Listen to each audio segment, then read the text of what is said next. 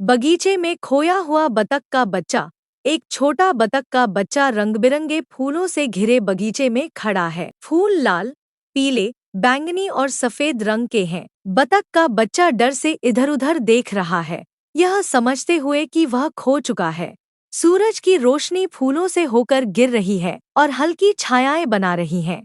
दोस्ताना गिलहरी अपनी फूली हुई पूंछ के साथ बगीचे में आती है और वह बतख के बच्चे से मुस्कराते हुए पूछती है, क्या हुआ? गिलहरी एक पेड़ की टहनी पर खड़ी है और तालाब की दिशा की ओर इशारा कर रही है। पृष्ठभूमि में हरी भरी घास और सूरज की हल्की रोशनी है। बतख का बच्चा गिलहरी के पीछे चलते हुए बगीचे के एक घुमावदार रास्ते से गुजरता है। रास्ता रंग-बिरंगे फूलों और लंबी घास से घिरा है। दूर में तितली उड़ती है और खरगोश का परिवार झाड़ी के पीछे छिपा हुआ है। बगीचा खुलता है और सामने एक चमकता हुआ तालाब दिखता है। पानी पर आकाश की नीली छाया और तालाब के किनारे पेड़ हैं। बतख का बच्चा खुश होकर तालाब की ओर दौड़ता है और दूर में अपने परिवार को देखता है।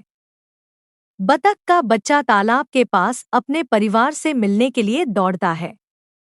उसकी माँ उसे देखकर मुस्कुरा रही है।